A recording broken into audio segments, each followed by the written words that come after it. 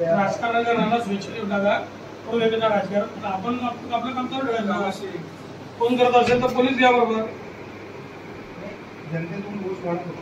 कशाबद्दल गारा झाला होता. उद्या गारा झाला तुम्ही टेंडर करा, मुरुम टाकून द्या. रस्ते तर आपल्याला करायचेच आहे, रस्ते थोडी सोडायचे. प्रत्येक रस्ता करून द्यायला आता एक अडचण तुम्ही लोकांच्या लक्षात आणून दिली पाहिजे की ज्या दिवशी पाईपलाईन एखादी मंजूर होते किंवा एखादी योजना याची मंजूर होते पाणी पुरवठ्याची, त्या दिवसानंतर आपली रस्त्यांची कामं नाही करतायत.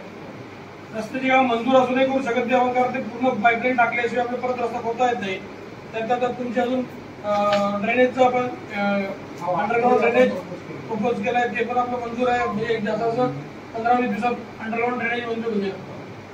ते सगळं झाल्यावर एका वेळी रस्ता खोदला पाहिजे, 4 वेळी खोदला पाहिजे. आता चांदणी चौकात तो खोदल्यामुळे काय त्रास होतो सगळ्या समजतं. त्यामुळे शेवटी काही पण नवीन काम करताना थोडाफार त्रास सहन करावाच लागणार काही दिवस. 1 वर्ष त्रास, पण पाणी आपण उपलब्ध पाणी होईल. ड्रेनेजचं समस्या संपून जाईल. नदीचे ते गावामध्ये घाण कचरा किंवा ते डास ते प्रादुर्भाव कमी होऊन जाईल. या सगळ्या गोष्टीच्या आपल्या नवीन सरकारच्या माध्यमातून देण्याचा प्रयत्न करतो आपल्या शहराला. शहराच्या विकासामध्ये गती देणारा किंवा भर टाकणारा विषय राजकारण करणारे करून द्या. त्याला काय म्हणतात, मोठी घेऊन शो ऑफ करतात. त्यांना TS आम्ही मिळवून दिला आहे, संजय कुमार आम्ही केला आहे, म्हणजे काही बरडता येते. हा ठीक आहे, कोण बरडणारे कोण थांबवू शकता का? पण यांनी कॉन्ट्रॅक्टरने उत्तर दिलं पाहिजे ना. कॉन्ट्रॅक्टर उत्तर देईल,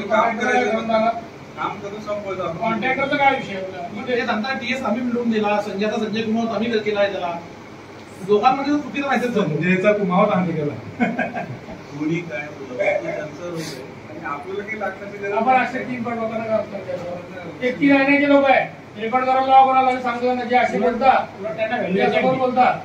यांची काही असं लायकी नाही आहे. गावाच्या विकासासाठी प्रयत्न करणे ही तुमचा प्रयत्न पहिला प्रायोरिटी असली पाहिजे. आपण राजकीय लोक म्हणून त्या गावाचे लोकप्रतिनिधी म्हणून आपण तो प्रयत्न करतोय.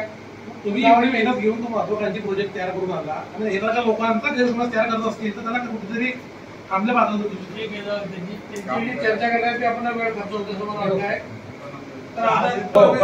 डायरेक्ट पालला जायचं सांगतात परमिशन पॉसिबलच नाही. कशाला करतात मायलोड आहे ना औरंगाबाद फॅक्टरी, पण तिथं अंतर हे अंतर हे कमी आहे.